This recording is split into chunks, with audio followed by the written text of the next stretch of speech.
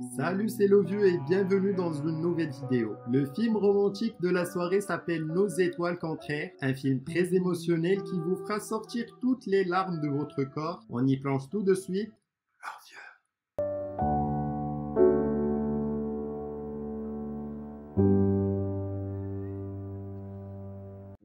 Le film s'ouvre sur Hazel Grace allongée dans l'herbe qui regarde les étoiles. Elle déclare qu'elle croit que nous avons le droit de choisir comment raconter des histoires tristes. Hazel souffre d'un cancer de la thyroïde de stade 4 et on la voit toujours porter une bouteille d'oxygène avec une canule dans le nez pour qu'elle puisse respirer. À la demande de sa mère Franny, de son père Michael et de son médecin Maria, elle participe à un groupe de soutien aux malades du cancer dans une église appelée le Cœur de Jésus. La personne qui dirige ce groupe est un homme nommé Patrick, qui a eu un cancer de testicules et qui est maintenant divorcé et vit avec ses parents. Mais il est très positif parce qu'il est vivant. Franny veut que Hazel se fasse des amis, mais comme le dit Hazel, la seule chose pire que d'être amoureuse, c'est de ne pas avoir d'amis. La seule chose qui soit pire que de se faire mordre par le cancer, c'est d'avoir un enfant qui se fait mordre par le cancer. Un jour, lors de sa visite au groupe, Hazel rencontre Augustus Waters. Pendant la réunion, Gus continue de la fixer. Patrick fait d'abord appeler à Isaac, l'ami de Gus qui a eu une tumeur à l'œil et porte maintenant un œil de verre. Il en est reconnaissant à sa petite amie Monica qui est très sexy. Lorsque Gus est appelé, il explique qu'il est en rémission d'un ostéosarcome après avoir été amputé de la jambe droite. Patrick lui demande s'il a des craintes et Gus déclare qu'il craint l'oubli.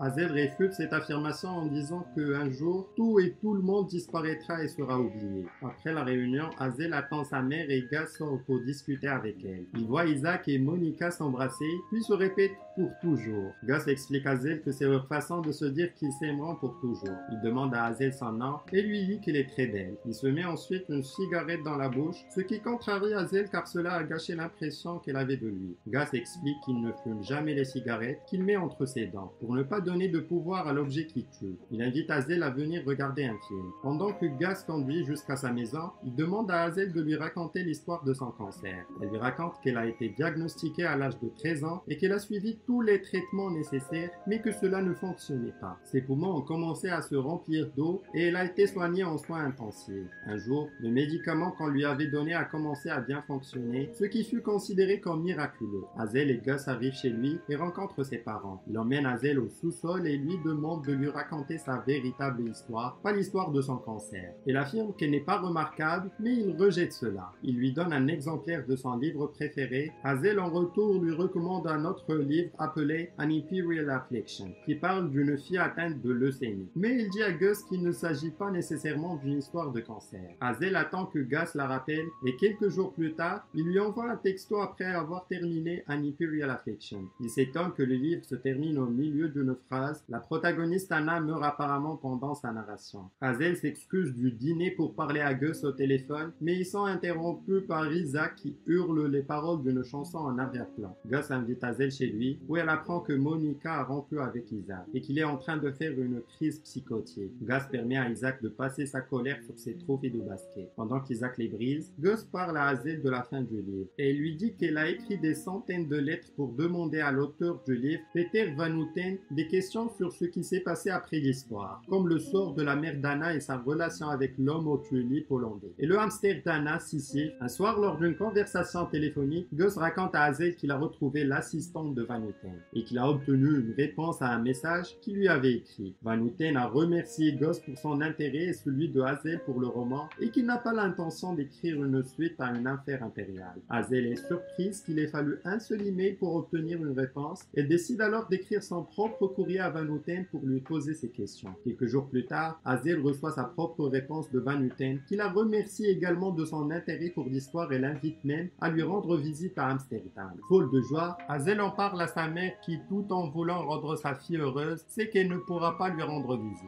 Elle sait qu'elle n'en aurait pas les moyens. Hazel lit ensuite l'email à Gus et ils discutent jusqu'à 1h du matin. Hazel décide qu'il est temps de raccrocher et lui répond d'accord. Gus décide que OK peut être leur toujours. Hazel parle à Gus de l'invitation et Gus suggère de demander au génie, une sorte d'organisation Make-A-Wish, de lui accorder cette invitation. Hazel déclare qu'elle a déjà utilisé son vœu pour aller à Disney World. Il est déçu qu'elle ait utilisé son vœu pour un cliché. Quelque temps plus tard, Gus se présente chez Hazel avec des fleurs, puis l'invite à un pique-nique dans un parc où se trouve un arbre à fleurs. Gus plaisante en disant qu'il a amené toutes ses conquêtes romantiques ici et que c'est pour cela qu'il est encore vierge. Il l'illustre même en dessinant un cercle dans la terre des vierges et un petit cercle à l'intérieur des garçons de 18 ans qui n'ont qu'une jambe. Pendant le pique-nique, Gus lui dit qu'elle a parlé au génie et qu'il les a convaincus de lui accorder le souhait d'emmener Hazel à Amsterdam. Elle est folle de joie et se réveille au milieu de la nuit et a du mal à respirer car ses poumons sont remplis de liquide. Ses parents la conduisent d'urgence à l'hôpital où Gus l'attend à l'extérieur. Hazel se fait drainer les fluides de ses poumons et se rétablit. Après une réunion avec les médecins, ils déterminent qu'elle est physiquement inapte à voyager dans son état. Hazel a alors un flashback de l'époque où elle était en soins intensifs lorsqu'elle était un enfant, avec Franny qui lui dit qu'elle peut se laisser aller, puis elle sanglote auprès de Michael en lui disant qu'elle ne sera plus une mère. Découragée, Hazel s'assoit devant une balançoire dans le jardin que son père avait construite lorsqu'elle était enfant. Il appelle Gus et lui fait part de sa tristesse. Il arrive et il s'assoit sur les balançoires. Il lui dit que le fait qu'elle garde ses distances avec lui ne diminue en rien l'affection qu'il lui porte. Il se compare à une grenade. Il dit qu'elle va exploser et tout détruire sur son passage. Ne voulant pas blesser Gus, Hazel décide qu'ils doivent rester amis. Quelques jours plus tard, Lightwitch, l'assistant de Van Houten, envoie un courrier à Hazel pour l'inviter à nouveau, après avoir appris qu'elle se rendra à Amsterdam dans une semaine. Hazel appelle sa mère et lui avoue qu'elle voulait la surprendre. Mais ils vont effectivement à Amsterdam. Hazel embrasse Franny et envoie un texto à Gus. Il lui répond « Tout va bien, Water ». Elle regarde ensuite ses poumons et leur dit de ne pas se laisser abattre. Gus arrive en limousine pour prendre Hazel et Franny, déclarant qu'il veut voyager avec style. Dans l'avion, Gus est nerveux car il n'a jamais pris l'avion auparavant. Mais il s'enthousiasme une fois qu'ils ont décollé. Lors de leur première journée à Amsterdam, Hazel et Gus se promènent sur un canal et vont dans un restaurant hollandais, Orange. Hazel porte une jolie robe bleue offerte par Franny. Gus est stupéfait par la beauté de Hazel. Au restaurant, on leur sert du Dom Pérignon qu'il apprécie. Ils dînent et Gus déclare fièrement son amour à Hazel, ce qui fait naître un grand sourire sur le visage de cette dernière. Le serveur arrive avec du champagne et dit que le dîner a été entièrement payé par Van Houten. Le lendemain, Hazel et Gus vont rencontrer Van Houten. Ils sont accueillis à la porte par Lightwitch qui leur souhaite la bienvenue à l'intérieur. Il y a du courrier d'admirateurs non ouvert sur le sol. Le couple trouve Van Houten en pyjama, buvant du scotch. Ils s'assoient pour que Van Houten réponde à leurs questions, mais il joue du rap suédois. Hazel commence à poser des questions comme le sort de la mère d'Anna et l'homme au tulipe hollandais, mais Van Houten ne répond que par des absurdités philosophiques. Gus lui demande s'il se moque d'eux et Van Houten fait un commentaire grossier sur le cancer de Gus. Il ne fait qu'empirer en refusant de répondre aux questions de Hazel et en insultant les maladies de Gus et d'Hazel. Hazel et Gus partent en claquant la porte. Van Houten lui demande pourquoi elle s'attarde sur ces questions et Hazel lui dit simplement d'aller se faire foutre. Lightwitch, concerné par le comportement de Van Houten, accompagne Hazel et Gus à la maison d'Anne Frank. Comme il n'y a pas d'ascenseur, Hazel doit monter tous les escaliers et grimper à l'échelle, ce qui gêne sa respiration. Il monte à l'étage où se trouve un enregistrement vocal du journal d'Anne Frank. La voix parle de la capture de la beauté. Hazel et Gus partagent leur premier baiser. Les spectateurs dans Lightwitch les applaudissent. Ils retournent dans la chambre de Gus et font l'amour pour la première fois. Hazel lui laisse un dessin du grand cercle des vierges et le cercle des garçons de 18 ans avec une jambe à l'extérieur de ce grand cercle. Le dernier jour, Hazel et Gus prennent leur petit déjeuner avec Franny avant de se promener seuls ensemble. Ils s'assoient sur un banc et Gus lui raconte que lorsqu'elle était aux soins intensifs, il a ressenti une douleur à la hanche et a fait un scanner. Hazel sait déjà ce qu'il va lui dire. Gus dit que le scanner s'est allumé comme un arbre de Noël et que le cancer est revenu et s'est propagé dans tout son corps. Hazel pose sa tête sur son épaule et pleure. Gus tente de détendre l'atmosphère en suggérant qu'ils s'embrassent. Hazel et Gus et Franny retournent à Indianapolis où Michael vient les chercher. Quelques jours plus tard, Hazel et Gus passent du temps avec Isaac qui est maintenant complètement aveugle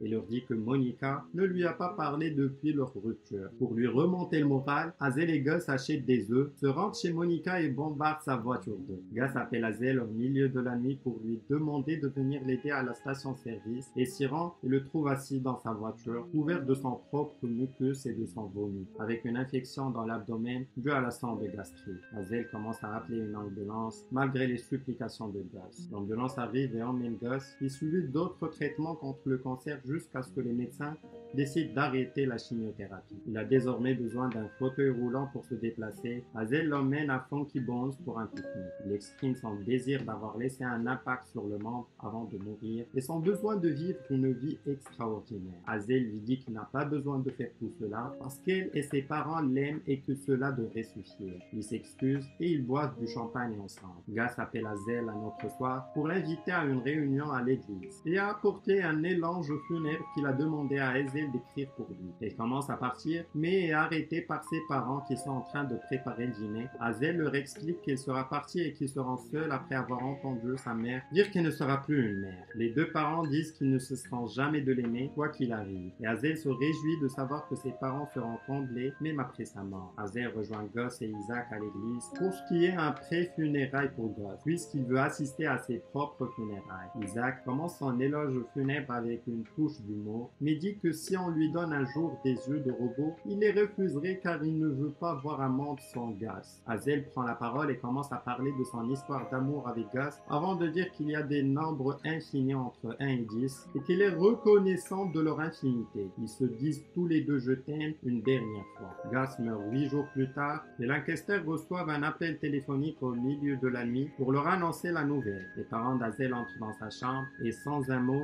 elle sait de quoi il s'agit et se met à pleurer. Elle se souvient d'une fois où lors d'un traitement, l'infirmière lui avait demandé de classer sa douleur sur une échelle de 1 à 10. Hazel avait répondu 9 et l'infirmière a dit qu'elle était une battante pour avoir qualifié un 10 de 9. Elle dit qu'elle gardait son 10 pour ce genre d'occasion. Les funérailles sont organisées pour Gus. Hazel et ses parents s'y rendent et pendant que le pasteur prend la parole, Hazel est surprise de voir Van Houten présent. Hazel est appelée à prendre la parole et prononce un nouvel éloge funèbre. Après les funérailles, Hazel décide de rentrer seule chez elle et Van Houten entre dans sa voiture. Elle apprend alors que Gus et lui sont restés en contact avant sa mort. Gus a dit à Van Houten qu'il pourrait se racheter en rendant visite à Hazel et en répondant à ses questions. Il révèle qu'Anna est inspirée de la fille de Van Houten, âgée de 8 ans, qui est morte d'une leucémie. Avant qu'elle ne le renvoie de sa voiture, Van Houten donne à Hazel une lettre qu'elle froisse et jette. Elle part en voiture et le voit boire dans sa gourde. Le père de Hazel vient la réconforter après la mort de Gus. Plus tard, Isaac vient lui rendre visite. Il dit à Hazel que Gus l'aimait vraiment et n'a jamais cessé de parler d'elle, au point que cela en devenait très agaçant. Il lui demande si elle a lu les lettres de Van Houten, qui a été écrite par Gus. On entend la voix de Gus qui la lit, disant qu'il a vu Hazel dans l'unité des soins intensifs pendant qu'elle dormait, et qu'il a pensé à eux ensemble. Il exprime son admiration pour sa beauté et sa personnalité, et ajoute que les gens peuvent choisir qui leur fait du mal. Gus a aimé son choix, et il espère que Hazel a aimé le sien. Il conclut en disant « D'accord, Hazel Grace ». Le film se termine avec Hazel regardant toujours les étoiles et répondant « Ok ».